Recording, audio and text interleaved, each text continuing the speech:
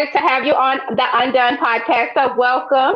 Thank you. How are you? I am doing really well, right? We're in the middle of a pandemic, so life has shifted, but I am doing well. How are you? Girl, I'm doing good in LA, trying to make things happen for myself. That's about Not it. trying to, you are, like you absolutely are, and I'm so proud of you. I'm absolutely proud of you because you remember like back in the day, and I'm like, go do like, and now bam, here you Yes, go. we had a Absolutely. So many of conversations. Yes, we had many of conversations about this back in the day. absolutely. And here you are. So I'm proud. I'm proud to be Yes. here, a part of your podcast. Listen, you interview everybody else. I'm like, oh, little old me. I get to come on the podcast and talk. So I'm excited. I'm excited. You're the online dating guru, as you're affectionately called. Of course, I had to have you on the podcast. Helping these ladies get their lives together in these online dating streets, because as you know, I know it can work. I mean, obviously that's how I met my husband, but for a lot of ladies, especially Hmm. single professional ones, they either work or they go into it and pretty much sabotage themselves because they didn't believe it could work in the beginning. So I'm out here doing what I can to save the planet one life and relationship at a time. You are saving the planet. And let me introduce you all to this queen who I love and adore so much. Sarah is a five-time Emmy nominated TV producer and has spent 22 years taking the stories of others and helping bring them to life as a TV producer. She has worked with notable celebrities such as Dr. Phil, Susie Orman, Judge Alex Ferrer, Judge Lynn Toller, and even interviewed Steve Harvey before his final comedy performance in 2012. Sarah has also turned her passion for motivating women into a business, as we will get into.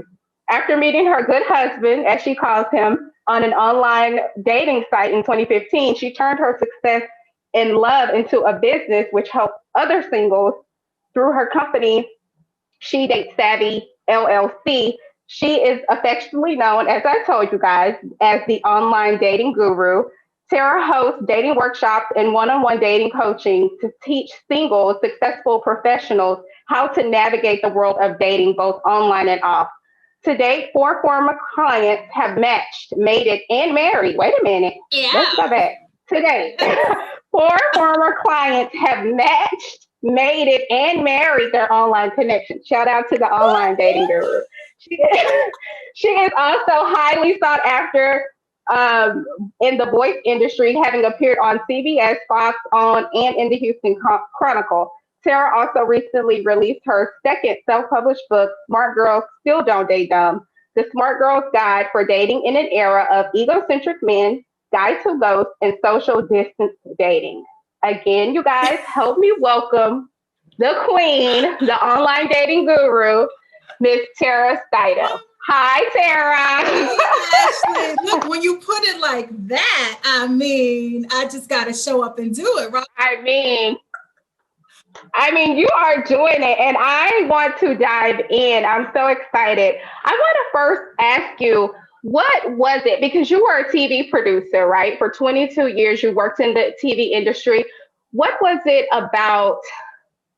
Was it your relationship and finding your husband that inspired you to want to leave that behind, like fully leave that behind after you put 22 years in it and help women find love? Talk to us about that. Absolutely. Yeah, absolutely. So here's the thing. I still love TV. I still am in the world, right? Like I still dabble over there. But this Mm-hmm. absolutely is my ministry. That's the best way I can describe it. This is the business that I know God Right. gave me. Because when he gave me Mm-hmm. the idea, it was after a conversation with a girlfriend, with me motivating her to go online. I'm like, girl, you got to do it. You can find a good guy. And I got the idea and I sat on it for about 5 or 6 months because this was at the time when I was getting married. And I was like, okay, I'm going to have my easy life. And literally one Right. day in the bathroom, God was like, remember that thing I told you about? Remember that idea? And I was like, I don't know how to start a business. I don't know how to do this. Well, little, was I thinking my husband is a business development like expert. He helps people open their business. Mm. So when I told him about the idea, he was like, I see it so much bigger than what you're even thinking. And he helped me build the back end of it, because I was like, all I know how to do is show up and talk. Like, that's all I know how to do. But I knew that there were other women out there who, one, if they saw me doing it, right? I'm like, there's nothing wrong with me. Like, I'm online because it just made sense for my life. It was pretty much like grocery shopping. Right. And so if I could and show other women, and not only just tell them, hey, I succeeded at it, but let me take you along the way and teach you.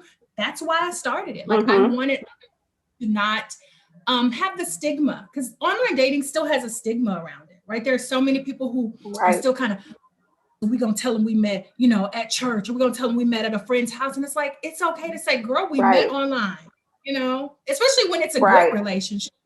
So I wanted to take the stigma away and teach. You describe your life's passion as being a motivator, right? In which you help women and motivate them to find love. I have to ask you, in pivoting from one career to the next, what obstacles did you run into? I know you had your husband there to help you, but what obstacles did you run into, and how did you overcome them and use them to fuel your business currently? Oh my God.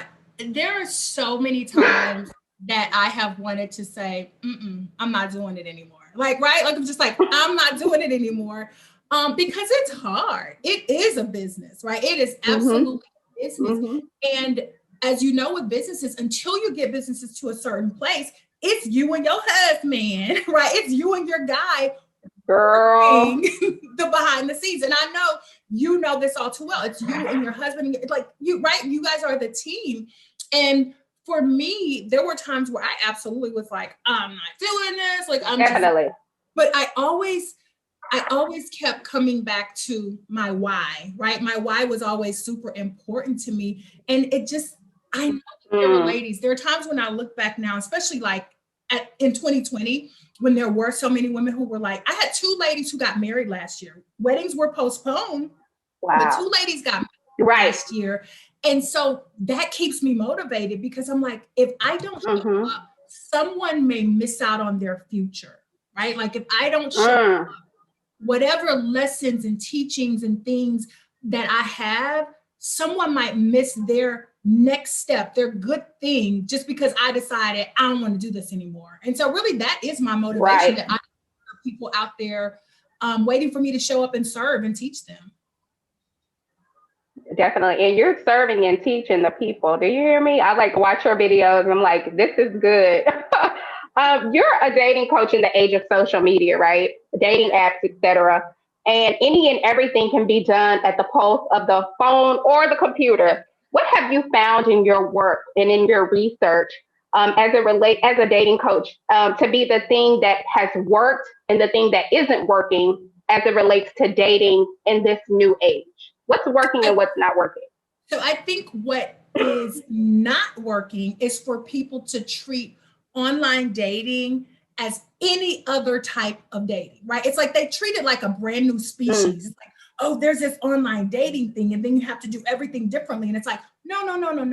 All you're doing on online dating is using it as the platform. So if before you would traditionally meet people, maybe like at the kickback, right? Like at the barbecue, or maybe friends, you're still going to go through those same steps of getting to know that person. You're kind of vetting them out and weeding and kind of seeing like, do they work? That doesn't change with online dating. And I see a lot of people want to either hold online dating to a higher standard, right? Or they treat it like it's something completely different. And I'm like, no, online dating is just the platform and the method. Your dating rules should still apply. Like, if he's a dog, he was going to be a dog if you met him online, or even if you met him at the grocery store or at church. But for whatever reason, they want to hold it to a different standard. And I think that will never work. Like, that's never going to work.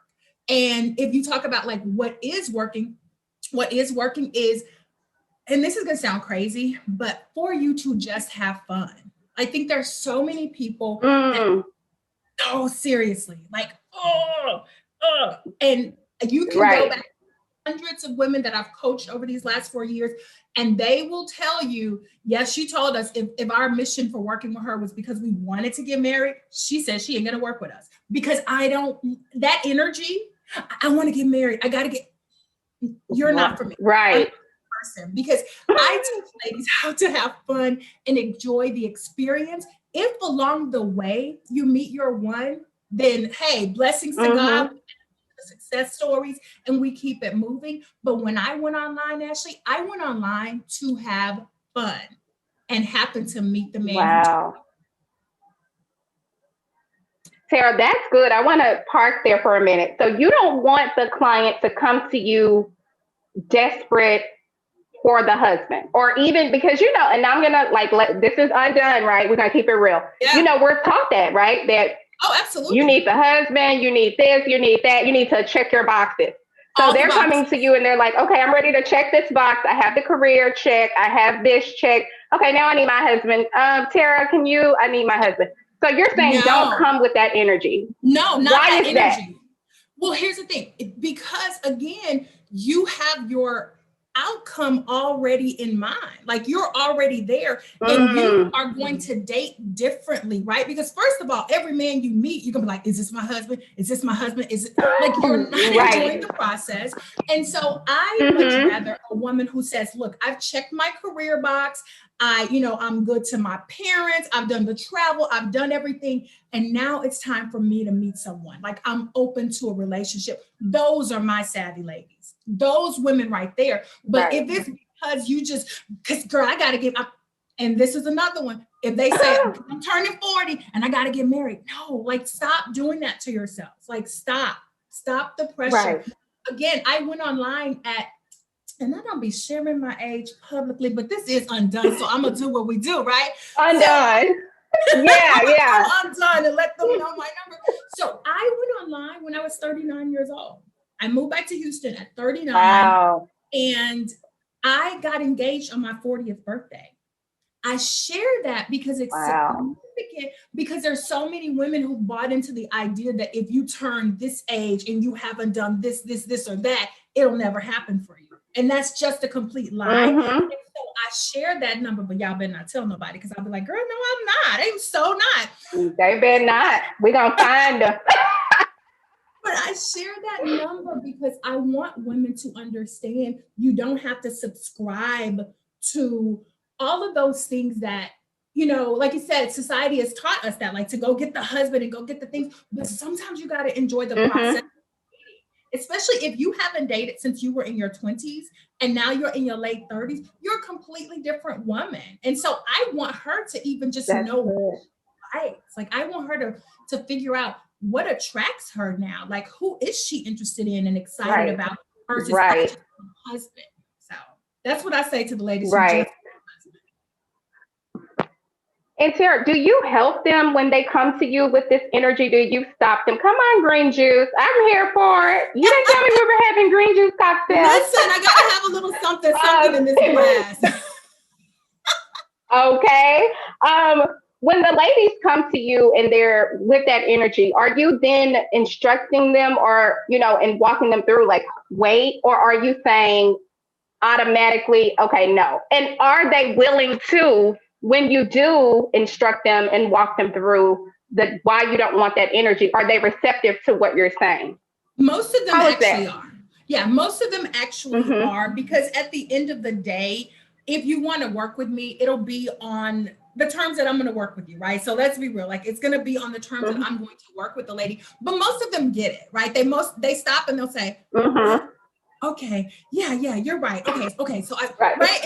And again, if there's a woman out there who's just hell bent on, I one time, I'll give you a prime example. Years ago, there was a lady who wanted me to guarantee her the type of men she was going to meet online. How? I cannot guarantee. Yeah. Right.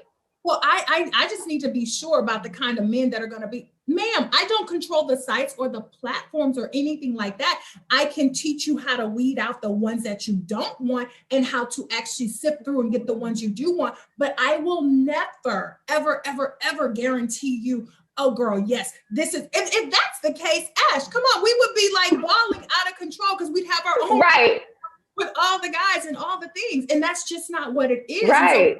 my thing that I can always promise you is you're gonna be a smarter dater. And in that case, that lady, because she'd already paid for her service, I refunded her money. Right. I refunded her money because wow. I can't make that guarantee. And again, what was her energy? Her energy was on the outcome instead of the experience. And I can't guarantee you what that outcome will be, but I tell you, your dating experience is going to be better working with me and going through the steps and learning more, again, about yourself. I have some ladies who come out of it like, oh my God, I just feel better. Like I'm just smarter now. I know what I do want. Right. And so don't ask me for the guarantee. Stuff like You're like, I can't believe that sister wanted you to guarantee. Look. Yeah, you better go to guarantees to the Lord. Listen, exactly. I can tell only God can guarantee. Like I will pray for you. I will literally pray for you, but I cannot guarantee you who you're going to meet because that's just not in my control. And again, your energy is such, and a lot of ladies, and I'll even say guys too, because guess what? It ain't just the women. There are some guys out there who put off this energy. Because let's look at it like this from a guy's perspective. Guys are the hunter-gatherer, right? And so when they're online, they are hunting, gathering, right? And they're sending messages to ladies, and a lot of guys get rejected. And so for them, some of them, it's kind of like, well, I see you didn't write me back, so that must mean you're not interested. And literally the lady was like, I was out of town for 3 days, bro, but why are you coming at me with this energy? Right? Because he's just bringing in that reaction from other women, and he's kind of like following up with that energy. Like, oh, hey, Ash, just wanted to check in, make sure you saw my message. That's what I would say, instead of coming my stuff. Unfortunately, sometimes guys do that. And the same, works for ladies. So I figure if we work on our energy, it will definitely save us all of the drama when it comes to the online dating world and any kind of dating, actually. That's interesting. And Tera, do you work with guys too, or just, I know it's She Date Savvy, but do you ever get requests from guys or from the LGBTQ plus community, or is talk to us a little bit about like who your clients are? Yeah, I'm open to working with anyone. I specifically and majority, most of my clients are women right now, but I've had guys reach out to me. I have had a young man who was gay reach out to me. I'm completely open because again, dating doesn't change no matter what. Even if you say, okay, I'm a woman looking for a woman, it doesn't change because I'm still going to tell you the same rules and information because it still should all apply, right? Like nothing is going to be different. Like, oh, well, you date somebody this way. No, that's crap. Like, no, you date the same. We're dating the same type of way. Like there are no differences there. It's still a relationship. That's good. And love from your heart. So yeah, I'm open, whoever. Definitely. You heard it. Whoever, she can help you find love. Tera, when the pandemic hit, what was your initial thought? Like as how you would approach your business? Like, okay, right? Like, were you like, wait a minute? And what was the response from your audience? We have a lot to talk about. Okay.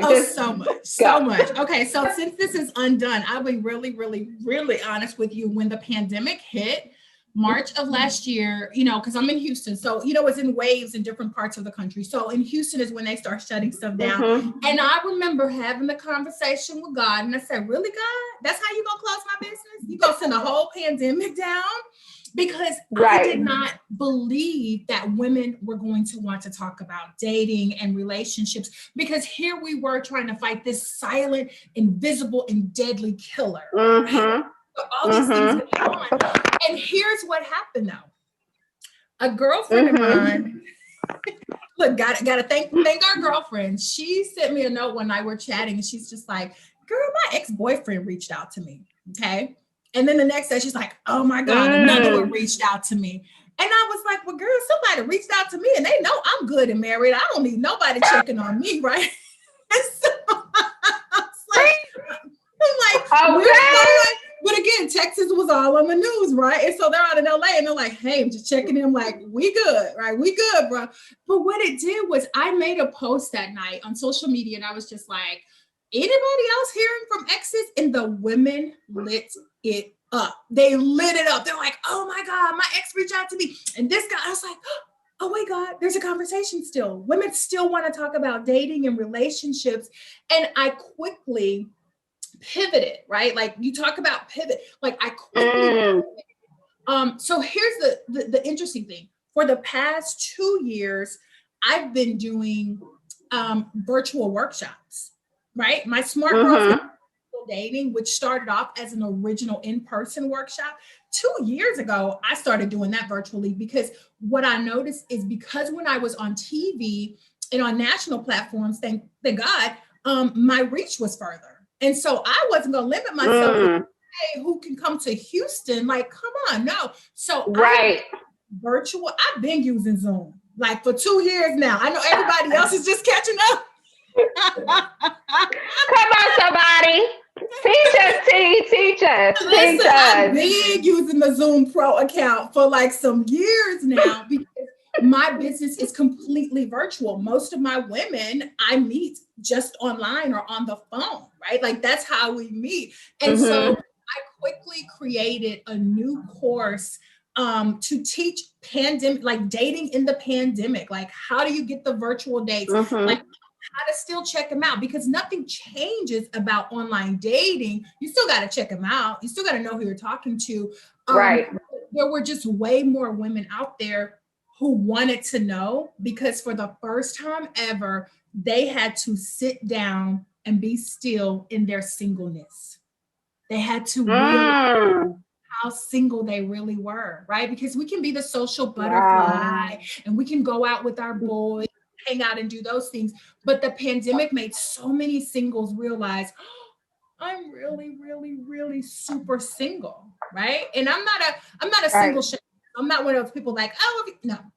Listen, I'm the girl who's like, girl, if you want to date, come on over here. Let me teach you how to do it, right? But I appreciate and recognize those moments of singleness that we need, right? But if you are in that moment, you're like, oh my God, I'm single. Even Gayle King talked about it. Like she last April on the CBS show talked about like, I'm single and it's daunting. And she says, I usually fill my life with all these events and things to do, but that went away. And so then bam, again, she was there, singleness. And I think that happened for a lot of ladies and men. And then online dating became that method of like, oh, you're right. there is something to this online dating thing. So I'm excited. It actually, 2020 was probably one of my best years. Not probably, was my best year. Wow. Yeah. I've heard a lot of people say that the pandemic wasn't a downturn for their business. It was up. Talk to us a little bit about your strategy. So you hear the conversation going on online when you make the post. In your mind, are you saying, okay, let me go ahead and make the pivot? Did you know how long we would be on lockdown? Did you, in your mind at that time, or did you say, okay, I'll make this pivot temporarily and then we'll go back to our old model? What were your thoughts at that time on that? So again, the only thing that really changed in the pivot was the content.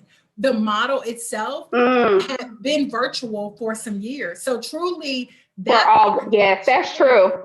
The part that again made me have to show up and really go with it though was, they are waiting for you to show up, right? Like how I started the conversation was, if I don't show up, if I quit, just think about it. If I would have just stopped in March and never even posed a question to my audience about people asking questions, I could be sitting here a year later with no business. But because I acted on it and, was super strategic. And again, like I said from the beginning, there are days where I'm like, I don't know what I'm doing. I've gotten better. I pay for coaching. I do things like that. But at the same time, I went with it and it worked. Again, there were women out there, even in this last year. And again, the whole follower thing on social media, but I probably have about 700 new followers since last spring, right? And I know that for some people like, oh, I get that. But for me, that was a lot because I was constantly putting things out there. There were, and another thing about you are. So, and I appreciate that when people are like, oh my God, girl, I see you. And it's like, because I know the rhythm and the method, and I know what works for my ladies. And in showing up, not only for them, it allowed me to have partnerships with other women and businesses that I would not have had if I was on the sideline. So I listen, I pivoted, I created a whole new course, and I showed up, and I started offering my courses monthly. I usually would only do them quarterly, right? Because I was one-on-one. So again, I adapted to what the market told me it needed from me. So that's why I'm still standing right now. And I went with it, girl. I went with it. And that strategy can work in any business. I mean, if you can, like take a little bit out and apply it to yours, that's good, T. Let me ask you this. What were your clients, how did you tell them to approach dating in the pandemic? What were your tips and tools on how to date? Were they dating virtually? Were they going out with masks on? Were they being intimate? How did you tell them to approach that? That's a great question. So for a lot of my ladies, most of them were already online, right? They were already online. And so for a couple that I'll use in an example, they had just met. They had just met guys and had already met face to face, but then when things locked down, they had to go into virtual dating, right? And so again, what this allowed people to do was have that time of like slowing down, right? Because there were like 6 weeks where nobody was going on dates because everything was shut down. And you're like, no, I don't want to see you, want to talk to you. And so they had to learn how to do the virtual dates. They had to learn how to just have phone conversations. When it came safe to really meet and talk, the thing that I would have them ask is, okay, first of all, you got to consider, what is this person doing? Like, are they truly just working from home, right? Because that mattered versus someone who was still having to go out in the public, because that's not somebody that we want to meet up with right now just because of their interactions with other people. I stay at my house 9 times out of 10, right? And when I do go out, I wear a mask. In my house, I wear a mask because I have to be around my parents at some point or another. And I can't be in a situation where if they call me, I can't come because I was at the turn up, right? So it's like you had to what are their actions and interactions? But yeah, definitely asking for the mask. I mean, I'm not telling grown folks business, but I know people have been intimate in the last year. So they my clients. There was one lady who told me that she contracted COVID, but she wasn't even actively dating. And doesn't know where she got it. She's like either the grocery store or somewhere because she wasn't around anyone. So save that one moment. None of my other clients who were actively dating and going out and meeting with people. Yeah, no, but we do safe and savvy over here. So mask up. Safe and savvy. I love it. I love it. Okay, we're both married, right? And I know a lot of people were getting divorced and separating during the pandemic. Kim and Kanye, celebrity couple.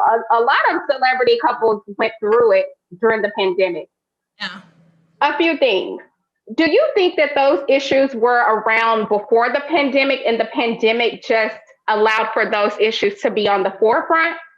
I'll ask that first. Yeah, I think you completely hit it on the head. I think that for a lot of these relationships, especially when we look at a celebrity relationship, what do we know about celebrities? Most of the time they are on the road, they're on the go. And the pandemic slowed that all down. So if you talk about a music artist, okay, there were no more concerts. If you're talking about a TV star, there were no more shows. Like all the stuff that you usually would have done, you didn't get to do that. And so now I'm here with John, and John is here with Sally. And now we're looking at one another, right? And the things that we were able to excuse away, right? Because it's like, oh, we're going to make the best of our weekend together because I won't see him for another 4 weeks, right? Because it's kind of like a long distance relationship within a marriage that didn't exist. And so now I had to see John for who he was that was already with me before the pandemic. And I think that a lot of marriages crumbled. Like it was truly because of stuff that was already going on.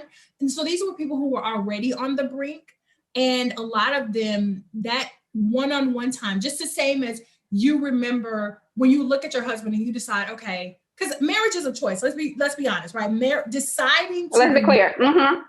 Every day I decide I'm committed to this husband and this relationship, like that's a decision that we make, right? And so for a lot of people, the decision became, yeah, this doesn't work for me anymore. Like this doesn't work for me anymore because it was so out there and in their faces. And I think that that's, you know, the unfortunate downside to it, but I'm also a proponent of happiness. And I know that sounds really crazy where it's like, you put relationships together. Yeah, but I still want you to be happy. I'm never going to ask you to be with something that is not working for you. And I think that that's what happened to a lot of people. This ain't really working for me, you know? See, do you think people jump the gun in their decisions just because of what we were going through? Do you think people made rush decisions to like leave their marriages just because we were in that space? And do you feel like marriages, I'll say, should have used that time to lean in, get to know each other in a deeper way?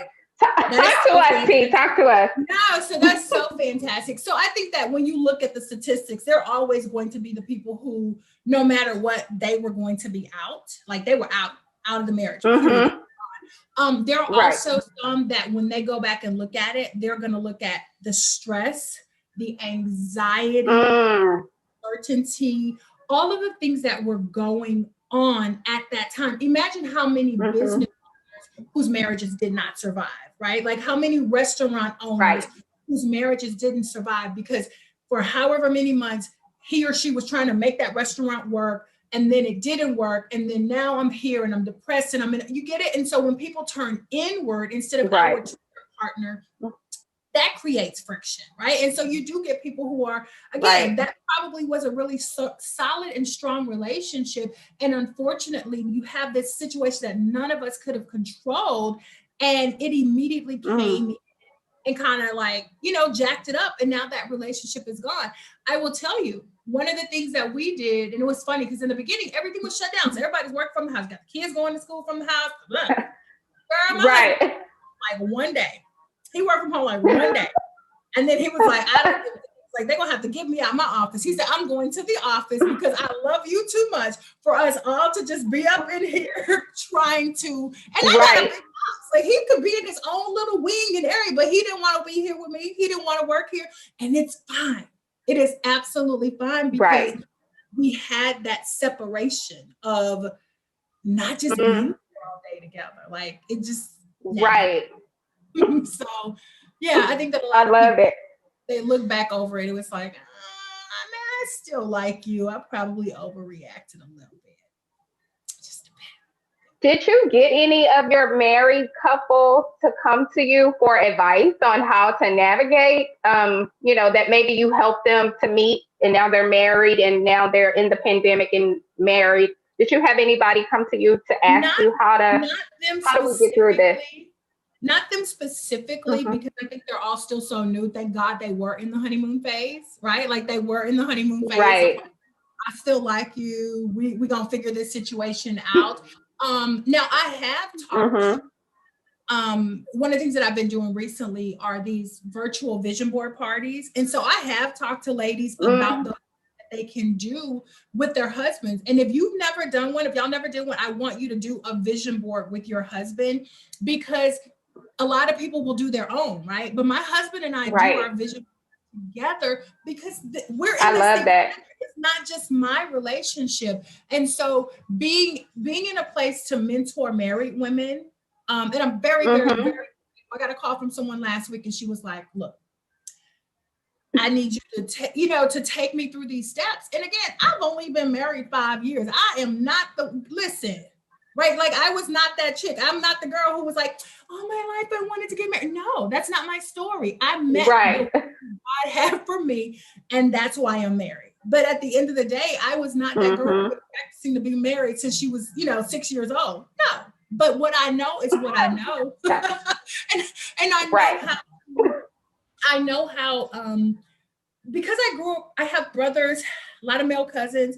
I grew up around guys. And so it's like, I know how guys communicate and how they want to be communicated to. And so it's like, I kind of have this different view of relationships, and I kind of see things from the guy's perspective a lot. And so I teach my ladies, hey, let's look at it from this perspective, our perspective. So when women who are married come to me and ask, I'm always going to teach them how to lean in and dig in and remember your why. And, you know, if your husband had a hard day at work, you got to be his soft place to land when he gets home. Like, that's what we're supposed to be as their wives. We not coming with the rah. Right. He can't tell you, look, he can never walk up in here and be like, well, when I come home, she be fussing. Lies. Like, it's just not going to happen. Like, it's just not going to happen. Right. So I definitely want the married ladies to, again, lean into your partner. Remember, what's our why? Like, why did we get together? What was that reason that I chose? I love that. You chose me. Because things can get rocky for us. Obviously, it didn't get rocky like that, but life was just coming left and right. And it was a lot. There was a lot of stuff coming for us. And I personally do some things for my parents, because my parents are, you know, older now, and it takes a lot, it takes its toll. And for me, there was just like a lot of stuff that was on my plate. And by the end of last year, and we are a couple who like to vacation. We got to go nowhere last year. Nowhere, because we usually, our first trip was going to be in March to a wedding. We didn't get to do that. And then by the time summer came, everything was shut down. You know what I mean? So for us, that's usually like unwind and reconnection. And we didn't have that. So we had to go back in and recalibrate ourselves, because we didn't have a normal year for marriage. And so one of the things that we started this year is every week date night. Like, we got to do it no matter what. Like, it's the calendar, even if it's sitting in a bed playing cards and I win, we gotta have that time together. So I would absolutely encourage a marriage definitely to do that. Get together. Remember your why. I love that. Remember your why. That's some good stuff. Let's talk about back to the couples, the dating, the singles. What does dating post-pandemic look like? So we talked a little bit about what it was like when the pandemic first started and how that all looked like. What going into, now we're in 2021. A lot of people are getting the vaccine. Houston is pretty much back open. Y'all have been open. Atlanta is open. We're not open like y'all. We just got our restaurants back. They're doing the most, though. Like, they're doing the most. They're open, and these numbers are rising because they're out here being open. And it's like, sit your butt down. Sit your butt down. What have you been hearing? Because I'm sure the ladies are back out dating, right? In person and doing like their, you know, normal to do. What does dating post-pandemic look like? Let's say like we get through this year and now we're into 2022. Do you think these relationships and couples that met in the pandemic will sustain this time? Talk to us a little bit about that. Oh, I love that. Love that. So I've identified like two groups of people who were dating during the pandemic, right? There were the ones who were out here looking for a quarantine bae, right? Like, you're just looking for somebody to get with, because remember, everything is shut down. So the normal ways that you would have dated, which of course was what? You would go out, you would meet someone. Well, if everything is closed down, how were you doing that? So you had a lot of extra traffic online, just looking for that pursuit that they weren't able to do in person anymore. No, those relationships, they're not going to sustain themselves because they weren't built on anything, right? They just weren't built on anything. However, there are those people out there who were looking there for their forever loves and have found them online and will be able to continue to sustain those relationships because, again, it was built on something authentic. The one thing that the pandemic allowed people to do, and this also is where you could determine like how serious a person was. If you talk to me online on a Monday and you trying to meet me the next day, boy, you're not realizing it's a pandemic. You know what I mean? Like, you don't understand the enormity of what's going on. But if you're cool with us just kind of chatting and getting to know one another, and then maybe our first date is virtual. I have a client who lives in LA and she goes on virtual dates like almost every week. Every week she's meeting, you know, virtually. So they've slowed down the pace of, I want to get to know you, right? I want to get to know you. I want to see you face to face, but it doesn't have to be face to face. So I think for those types of people who Right.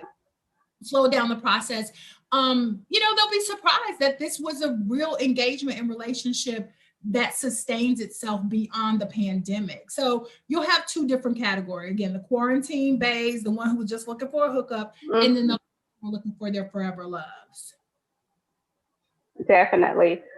T, what advice would you share with people who are new to the dating app world, right? Because you don't just only teach people how to date online, right? You teach them how to meet people in person too, right? Oh, absolutely. If someone is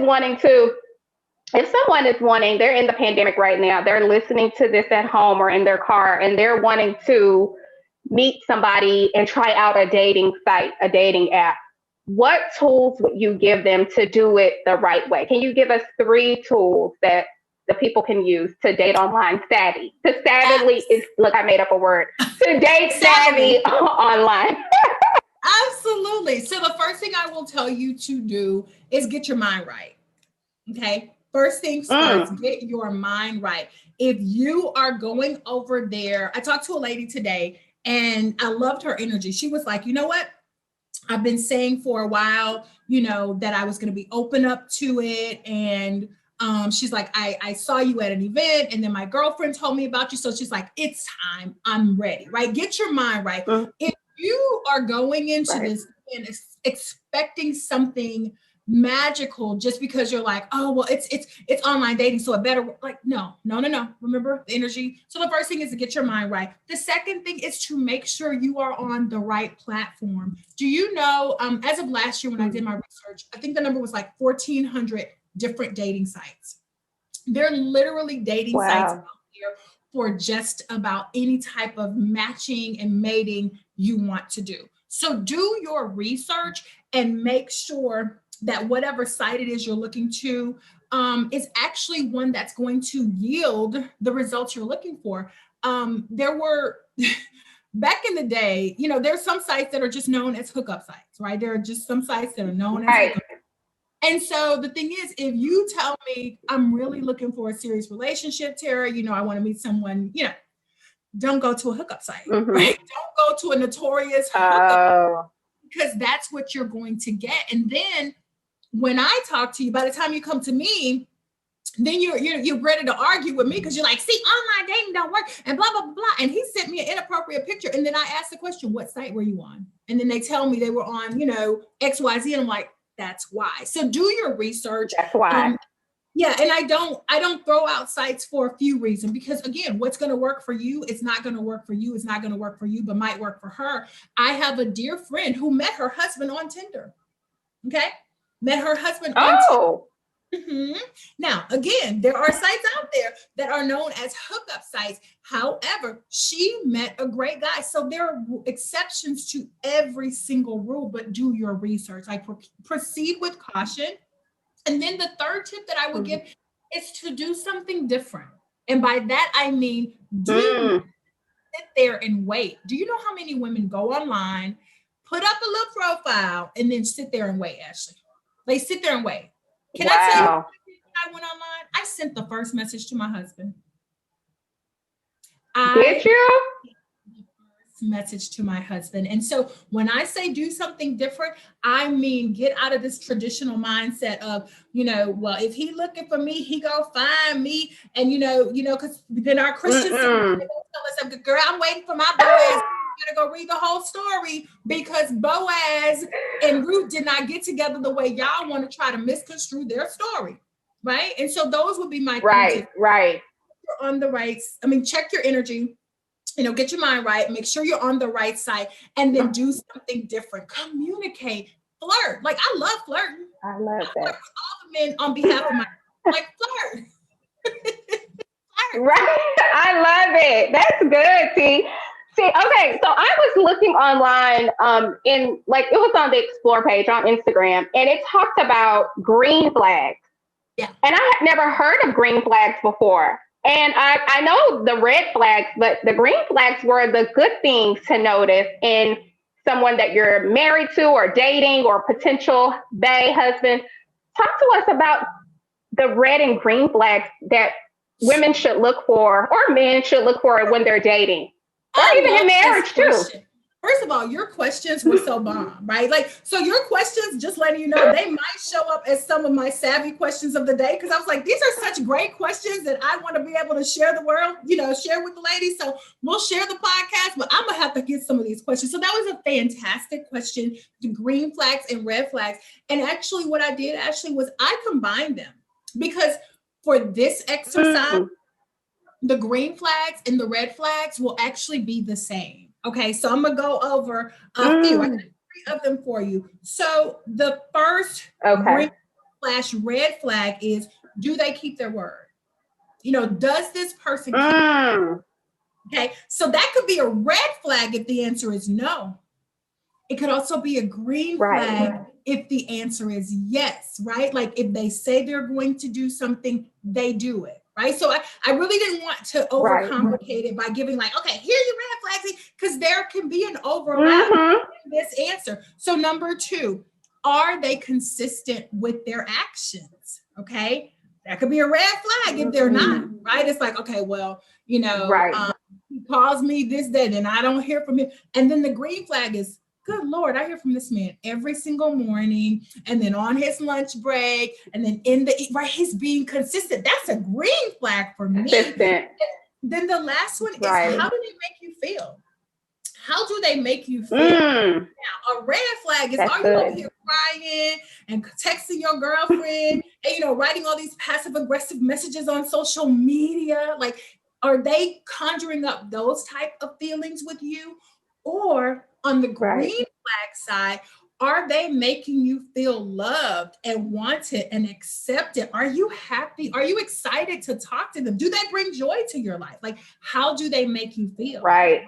So I think if we look at the red, that's good. Flags, the red and green flags for me are truly the same questions, but it's just kind of broken down a little bit differently with respect to what the answer. Same questions.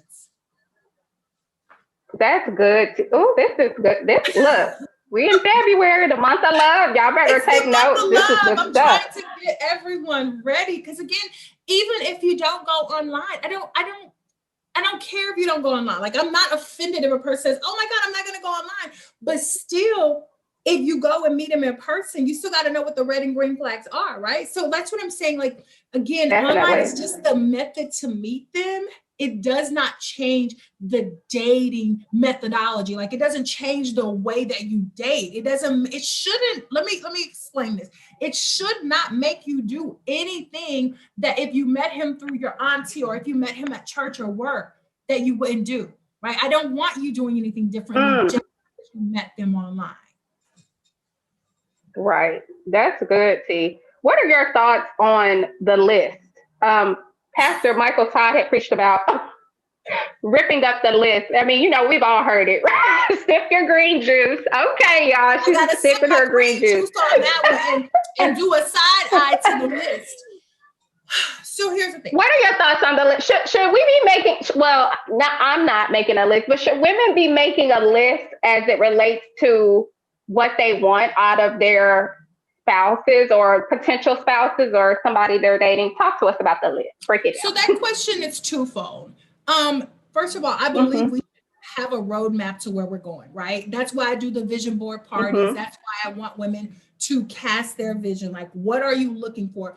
Because I look at it like a GPS. If you don't know where you're going, how are you going to know either when you get there or when you're lost, right? Right. So yes, I believe we need to have some sort of direction when it comes to our love, our lives, our relationships, all of those things. However, if you find yourself in a place where that list is so doggone rigid, when no one but Jesus himself is going to be able to be perfect enough, then I say no, throw that list away. And there's so many women who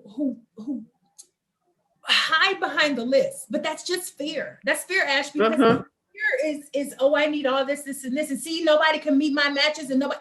No, it's not that. It's you. It's you. And so I say, take that list away. If yes, you want to have your goals and your intentions and things that you want to relationship, that makes perfect sense. But if that list is such that if you look back over it and in the last 8 years, no one has been able to meet any of the things on that list, then that's not, tear it up. Tear it up, because you're not being realistic. You're doing that as a way to stay single. So when you talk to your girlfriend, you're like, girl, he did not make the list. See the things on my list. Well, your list is unrealistic. So throw it away. I love it. Throw the list away. Or can they tweak the list and make it like a realistic list as it relates to, because sometimes I've heard that women are asking the guys to do things that they're not even doing for themselves. You asking the guy to have this, but you don't even have that for yourself. So can they tweak the list, T, and make it, yeah, that's where your vision board comes in. Yeah, I don't say that you shouldn't have anything. Like, I want you to know what you're looking for and all those things. But again, if you are, and this was a line from, I did the book of John Gray years ago, it literally was like that. And I was like, okay, because we want him to have like we want him to have an 850 credit score, but yours is a 520. Like, that doesn't match. Right. But this is the only thing where women think, oh, well, I can make him have this, and this, but then you don't have it. The same as, again, if we talk about like the physical body, there are some ladies who are stuck on what the outer shell is supposed to look like, right? I want him to do this and have that. Well, I don't want a man with a six pack, because guess what? I'm not going to the gym to help him maintain his, and I'm not looking for mine, right? so you got somebody. You have to be so realistic. So yes, I want you to know what you're looking for. I don't want you out here wandering aimlessly, but I also don't want you to have a list that's so rigid, not anyone would be able to make that list and to meet your demands and requirements, because that's what they are, demands and requirements. The requirements, definitely. See, how do couples relate, married or not, authentically express our love language, like in a way where it doesn't offend the other person, but like in a way where they understand? How can couples do that? What should we do? So the first thing you have to do is go and take the love languages test, right? Gary Chapman wrote a book about the 5 love languages. And there are 5 of them: words of affirmation, quality time, receiving gifts, acts of service, and physical touch. I would love to do a study on how many relationships have blown up because the other person didn't know their partner's love language. So again, because all we know is how we want to be loved, right? But we don't take the time to ask our partner, hey babe, how do you want to be loved? So I would absolutely encourage them to, again, you talk about, date night and keeping it together and keeping it fresh and leaning in. Make a date night to take that test. It is a long test. But again, when you're done, it makes sense to you, like, oh, that's why he or she is like that. And that's why I'm a physical touch person. I'm a physical touch person. It's words of affirmation. Like, now he expresses his love language through gifts. Like, that's his gifts and acts of service, right? So he's that guy. And so you just have to, but again, if we never communicated and I didn't know that, and I'm a physical touch kind of person, then I'd be like, oh, well, he bought me a gift, but he didn't give me a hug, right? Even though but you get what I mean? Right. Dealing with. So I would absolutely encourage people to take that test. It's fun, and it just, again, it gives you a really great way to go in and love your partner. They even have an app, like they have the 5 love languages app where you can go. It's really cool. I didn't know that. Yeah, it's really, really cool. You can go in and you and your partner set yourselves up, as a partner. And you can do things like you can nudge them, like if you need a date or whatever, you can send a note that says where your love tank is. So if your love tank feels like it's on E or feels full, again, communicating. That's cute. Yeah, it's really cool. That's where a lot of people get off track. They don't communicate. We are a family of communicators over here. If we don't do nothing else, we communicate. We communicate because hello, somebody. Yeah, look, it's important enough for us to stay in it. And I mean, as you know, all communication ain't easy communication. Sometimes it's hard communication, but we communicate. So I would absolutely take that test, figure out what your partner's love language is, what yours is, and then love one another accordingly. That's good. This is so good. T, talk to us a little bit about therapy. You're talking about communication. Should couples go to therapy? Like if they're just dating, and talk to us about going to therapy when you're married as well. Like, because I know we did the pre and then during the marriage as well. Talk to us a little bit about therapy in relationships and in marriage. Yeah, so I'm a huge proponent of talk therapy, period, right? Whether it's for yourself as an individual Mm-hmm. or as a couple. I think that the pre-marital is so important, right? Because again, everyone Mm, thinks they know what a marriage and a relationship and all that stuff is going to be. And this gives you an opportunity to really find out, like, okay, what is this thing going to be? Because what we need to understand is it's more than a pretty dress and tuxedos, right? It's more than just that. It is truly a union. You're together. You're united. You're saying before God, we stand together and we say we're gonna be in this thing. Like we down for one another. right, And so I think that it gives you right. the opportunity. And we've obviously done counseling and therapy during our marriage. And what we love about it is Mm-hmm. is you got a party in the middle, right? It's the one time in your marriage that Right. you want somebody else right in the middle of it because ain't nobody else ever invited in otherwise. But in this respect, when it comes to counseling, it's It's so good. like finally I got somebody on my side. Right. Right. And then honestly, the right therapist is going to challenge you. Is going to say like, okay, but wait, Mm-hmm. hold on, Ash, why you do that? Like, come on, did that really make sense? And so I Right. think any couple out there can greatly benefit from having that neutral party in it, having the opportunity to see it from your partner's perspective without the blame, right? You know, you're not playing a blame game, Mm-hmm. kind of saying, hey, here's what happened. Um, and then having to listen to them again with that neutral party in there because I think sometimes people are not as open when it's just Sally and John, arguing together. Sometimes they're like, well, if I say this, it might hurt Mm-hmm. feelings, and I don't want. So I love it. I think that anybody can benefit, especially if you know you in this thing for the long run. Like if you in it, why not go get some tools and some Mm-hmm. resources to help you make it be better? So it's a yes for Right. me. How do you know it's a yes? Okay. I agree. I totally agree. How do you know if it's the one, T? Like you're dating, you've gone to your classes, you prepared them to date savvy, we're dating, I like this person. How do you know that it's the one? So this is one of those questions where I wish there was an easy answer, right? Like I wish there was an Mm-hmm. easy answer because all I can do, and it's so ironic you asked this question because today a client who has met a wonderful guy, like, listen, and she was probably my most I won't say reluctant, but she was absolutely Mm-hmm. she was afraid, right? It's kind of like if Mm. somebody be afraid of the dark, she'd be afraid of the dark. She's like, I don't know, Tara. What's like what we gonna do? But she was in, her heart was in. She's like, okay, I'm gonna do it. I trust you. And 3 months Mm-hmm. in, she has met a lovely man. Lovely, lovely, lovely man, right? And it's a real deal. And so today she asked, she's like, well, how did you know? She's like, give me your timeline. So here's the deal. Met my husband in February, and I couldn't remember if it was by Mm-hmm. March or May, but by the spring, we were looking at rings. My birthday is in Shut November. up. My birthday's in November. We got engaged. Mm-hmm. And we were married the following March. So 13 months total, my life completely changed because I knew he was Mm. the one. I never wanted to Right. not be around him. Right. I never, ever, ever wanted to not be around him. And I never felt that way before, right? Because I'd be like, boy, am I going on Right. to the but Okay, yeah. case with this guy, I never not wanted to be around him. And I was like, oh, right. So it's like only you have that answer. But if you go and you look at, Mm-hmm.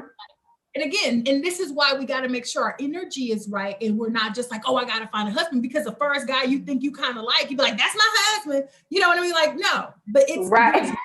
to be, and here's the thing, and I have told my husband straight up, if for any reason this didn't work out, I never got to get married again, because he was my right. one. You get it? Like that was my one, and I don't know that there are any other ones out. I don't know that my heart is equipped to feel this way about anyone else. And so really we have those answers deep down, like who is it and what it feels like and when it's the one. It's that. And if you still think it's other ones, then no, that ain't the one. That ain't because I was a girl who I dated. I love dating. I always, this is how I knew. This will be a good answer for you. Is how I knew. So my husband and I got together. I had broken up with someone. And at the time, because I knew I was going to be breaking up with the guy, I had started communicating with another ex who's, there's always like a boomerang ex somewhere around, right? There's always that guy who's somewhere. And so he and I started communicating. I was like, okay, cool. This doesn't have to be anything serious. Cool. We know one another. And then once I met my husband, I remember sending him a message like, I can't talk to you anymore. I have met someone. Because I didn't want to. I remember doing the same thing. Come on, right? Right? Hello, somebody. Like, I don't want to mess this up. Right? And that was it. And that's how I knew. I was like, I have never ever in relationship. I always have friends. Like, always have friends on the side. You know what I mean? People who were, again, let's be real, like those guys who would boost your self-esteem on a hard night, where you'd be like, he liked me. If nobody else in the world likes me, he likes me. If I had a hard day, he likes me. And when I met my husband, I was like, yeah, I can't talk to you no more.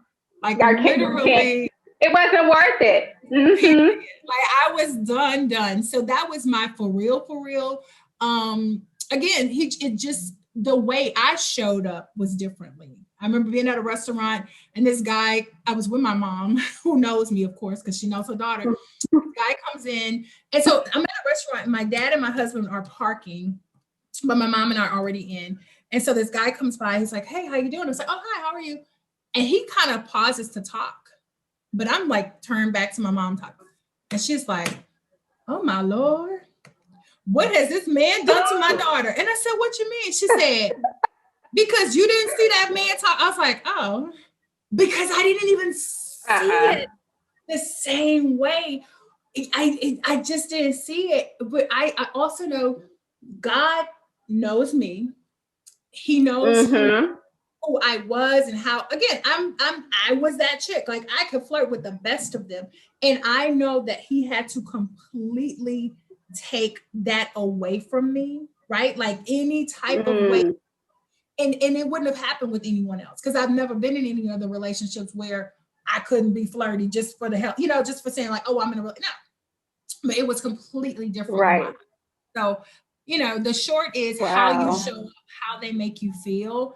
But the long is only like only when that person is truly your one. Ooh, that is so good. I love that. I'm smiling because I just flashback to like when I've been there. Yeah, you know what it feels like to find your one. And I really think that with anybody, and guys know, like, that's the thing, ladies, don't let nobody 5-year relationship you out of your good years and stuff, talking about they still thinking about, no, when they know, they know. And he let me know very early on that he knew. Yeah, it's like, nobody got time for that. Like, they know. Period. See, let me ask you this. How do you know when it's time to walk away? Like, we know when it's the one, and then how do we know when it's time to walk away? These are the questions, y'all, because look, this is what people want to know. Like, we know when we find the one, but then how do we know when, this isn't the right one? I think honestly, and this sounds really crazy, but because I have walked away from stuff, it's really when it's not working for you anymore. I think that we tend to stay in things for other people way too long, right? And we're not honest with ourselves. Going back to those questions of like, how does this make me feel? Does this serve me any longer? Is this in alignment with where I'm going in my life? Sometimes, so the guy I dated before my husband, not a bad guy, was not a bad guy. just was not in alignment with where I was going in my life. Right. And so I had to have that Right. hard conversation with myself to say, okay, where do you see yourself in 5 years? Do you see that this person is going to be able to do that or give you that? And I don't mean the material stuff, because this was one of those relationships where this was a guy who was like, oh, you know, we can get the house, we can travel the world, we can get all of those things. But I was like, but the simple of like, I'm not going to be your 20-year girlfriend. Like, you get it? And so the Right. we're just Right. in line. And I think really having that hard talk about what does and doesn't align, and then if it can or cannot be changed, right? Like communicating that with your partner to see, is this person really going to be it? Can this be changed? Because sometimes it's as simple as you saying, okay, here's what I'm seeing my life being in the next 3 years. What are you seeing yours? And they're like, oh my God, I didn't even know. Yeah, we can, that's perfect, right? There are some that can be salvaged. Right. The answers don't add up, and you still are on a completely different, that's when you start considering your options, you know. And if we're talking about marriage, because let's be real, I don't want people just walking away from marriages and stuff like that. Right. You know, you Definitely. want to, you know, again, going back to remember why you chose that person. Like, what was the reason that you fell in love with them and first decided, okay, that's my person, right? That's my one. Communicating what is not working. Like, what's not working, because maybe it's a simple thing of like, this person works too much. Okay, but if you look at the core of it, maybe there are some deeper things. They had issues of security growing up. And so maybe that is something that y'all in therapy talk about. Because maybe you're like, but babe, we good. We got some money in the bank. Like, we're not that, because we are all the sum total of our experience, right? So there are things that you can. And then, you know, doing the counseling, because I think that relationships can be saved. But again, if once you go through all of those, it still doesn't, then maybe it is time to walk. Because I am a proponent of happiness. As much as I love couples and love and relationships, I believe we gotta be happy. To thine own self be true. Definitely.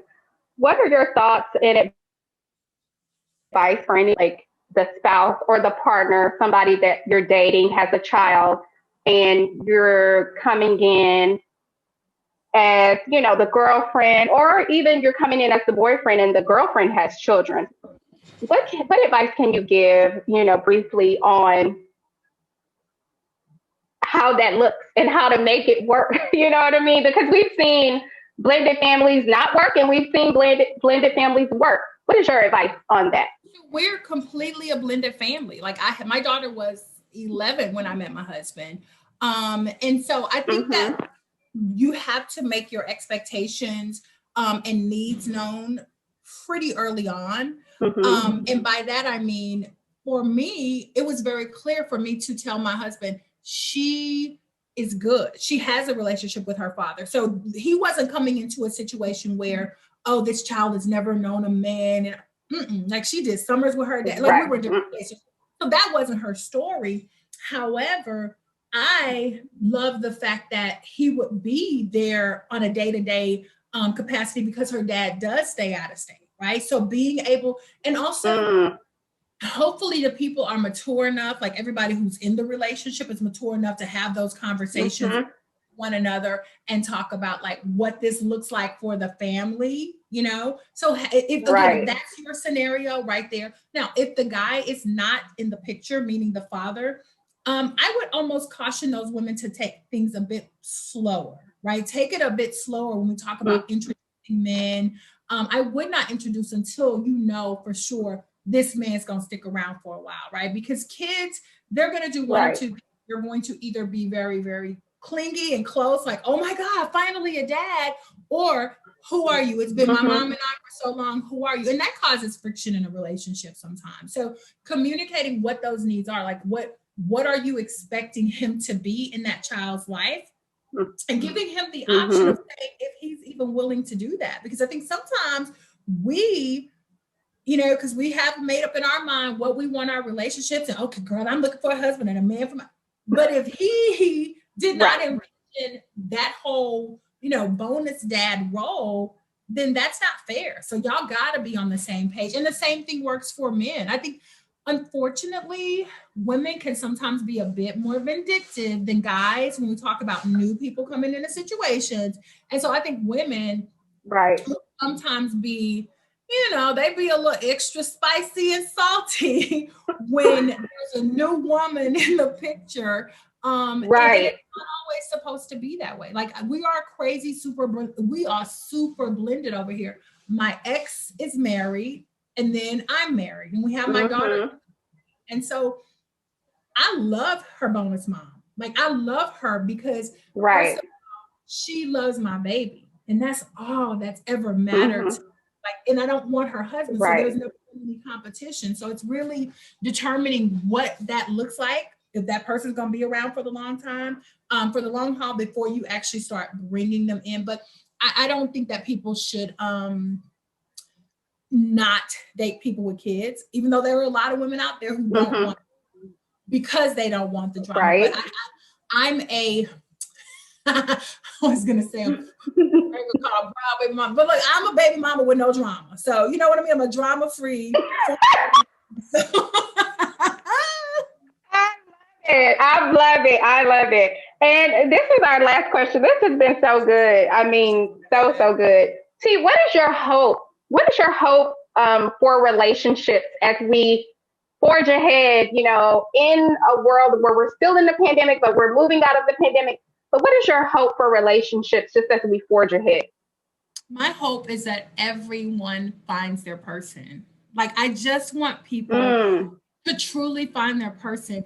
I do what I do because I've been blessed enough to find my person. Like, I don't even, and today is his birthday, right? Like, and this morning, happy birthday, person. Hey, boyfriend. So it's like walking and exercising. And I was laughing at myself because I was like, I don't know if I want to bust out crying or bust out twerking, because I'm just so grateful that I have my person, right? Like I have my person, and it's straight up like, and like it's the against all odds. I don't care what comes. We're gonna fight this. We're gonna fight each other one day, but we're gonna fight the world on all days. You know what I mean? Like it's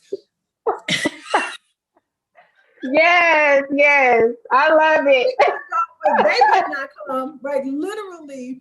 And I really want everyone to genuinely find their person. And so when we look at relationships, I want people to be authentic. I want people to be honest. I want people to find folks that they can be vulnerable with. Like that's what I want the shape of relationships to be like. I want people to be able to look back at 2020 and even the start of 2021 and say, you know what, life is short.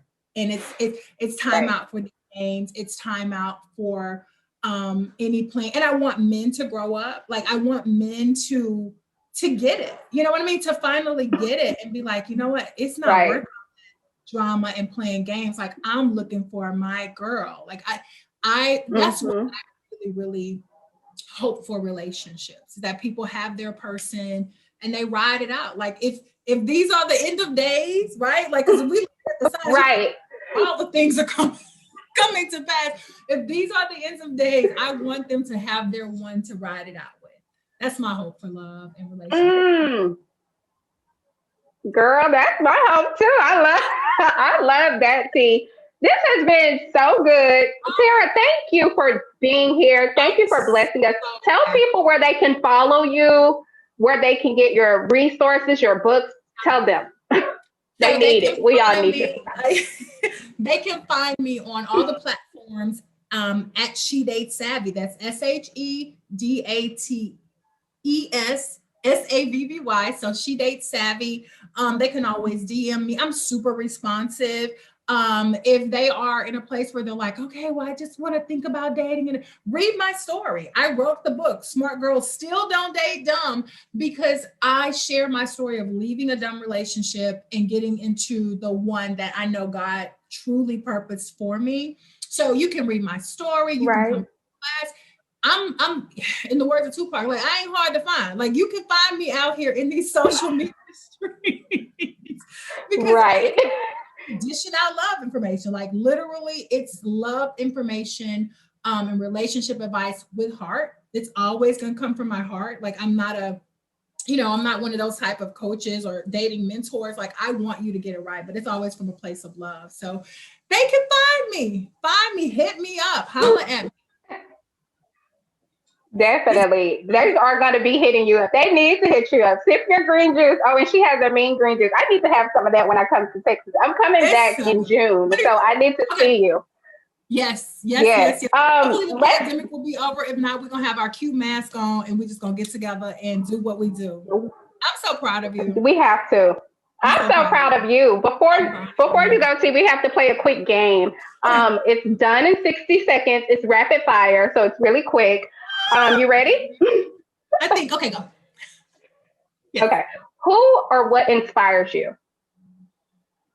Ooh. I know you said 60 seconds. Who or what inspires me?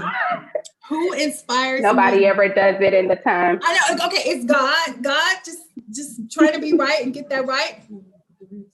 Nope, I'm gonna come get him in just a few seconds since I'm done. Okay, sorry. So definitely God. Yep. God, biggest accomplishment. Oh God, you gonna make me cry. Biggest accomplishment is my girl graduates in June from high school. Oh, And oh, and we, like everything that I've done, my first pivot of leaving LA and moving back home to Houston was for her. And so being in a place now where it's like just today she got another college acceptance, like literally that's yeah. Yeah. So that right there. What song are you listening to on repeat? Chris Brown, Go Crazy. I love. That's my favorite. That is my favorite. What 3 words that best describe you? Oh my God. Energetic, passionate, Mm-hmm. and loyal. Energetic, passionate, and loyal. Yes. What would people be surprised to learn about you? I'll give you a bonus. I'm gonna give you two. One is I love cats. Okay. Love cats. And two, What? I have a degree in funeral directing and embalming. Okay, Phaedra. Girl, Would you listen, ever do a business? so when I was 19, I went to mortuary school. And I did Mm-hmm.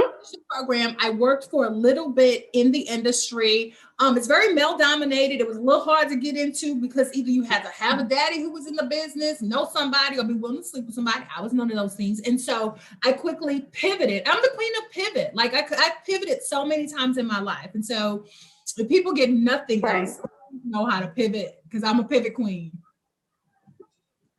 I might go back. Same. I feel the same way. Last show you binged. What's the last show you binged? Oh my God. Now this is gonna show my quirky side. Bridgerton. Okay, so I watched that one, but my favorite show that I recently binged because I gotta go watch it actually. It's called Search Party. It's a super Okay. quirky show. And if people watch it, they'll see my humor because that show literally makes me laugh out loud. It's like a dramedy kind of. I like mockumentaries and dramedies and stuff like that. And so Search Party is the one I last binged, and I'll probably be doing it again this evening or tomorrow because I love that show. What do you love most about your job? Being in complete alignment with what I know God has for me, knowing that this is the thing that He put me on earth to do. Like there is no question. Like I'm not trying to force it. It ain't a trend. It's not. It's literally what I know I was put on earth to do, and so it makes it not feel like a job. So that's what I love about it is that it doesn't feel. I love it. And what brings you joy? Gosh, I think that changes daily. But right now, definitely my family, the fact that everybody is healthy. Like literally, I find joy in the small things you know what I mean? Like the small and the big. I'm a girl who Right. finds just walking around and being able to be, listen to my music and kind of twerking around the neighborhood and who cares who, looks at me crazy. But right now, definitely my family. My family. Yeah. And you have brought us joy today. This was so Nice. look, you have blessed the people. And if you didn't bless the people, you blessed me. This was wonderful. Thank you. No, this was so nice. Great job. Great questions. Like these questions were amazing. Like really, really good questions. Yeah. I'm proud of you. That's what we're gonna keep doing, right? Like this is how we do. This what we're gonna keep doing, and you're gonna be back. I'm gonna have you back on here to talk about something else. So look, you need to talk about the pivot. Oh, the pivot. There's so many things to talk about, like the pivot. I got some topics. You just tell me, but the pivot for sure, because even now, like I'm at a place of feeling like a pivot. There's a shift in a pivot, but yeah, just you know how to reach. Look, okay, we're gonna save that. I do. Yes, I do. But yeah, I'm open. I'm completely. And I'll have my green juice in my wine glass, like you. I got to put it in the wine glass because I'm like, I can't put nothing else in here because you'd be like, girl, she fell asleep during the interview because I'm such a lightweight when it comes to drinking. But my green juice here got me through. I love it. T, I'm so excited for you. What you're doing for women, I think that it's amazing because we didn't have this coming up, right? We didn't have nobody giving us no clues on how to date. Like, let's be real. Half the time we was hiding that we were dating. You were like, well, I don't want to, but yeah, now this. Girl, a whole mess. I have been feeling lately and during the pandemic, like I've had to relearn so much of what I was taught because it wasn't right. At all. You know what I mean? No, and you're completely, even that, like unlearning those things, because it really boils down to lessons your mama didn't teach you, right? Because our moms taught us the information they had for that period of life. And so there's so many people. Right. Even now, I have moms who sign their daughters up to work with me because they know I can't tell her how to date because it's completely different. Yeah. Mm-hmm. Yeah. Wow. Are you serious? Oh yeah, absolutely. Oh my God. What's your oldest client, T? What's your oldest client? Oh my God, I'm so happy you asked. In the pandemic, 73 years old. No way. Are you serious? She might be 74 now because I met her last spring. She came to one of my classes. She got some coaching and she literally was out here dating, has found her one. Oh my God. And girl, my mom is about to be. I need to sign my mom up because she's looking for love. She's 72 next week. And oh my God. And first of all, we don't be looking like our age. So let's be real. She don't, girl. She does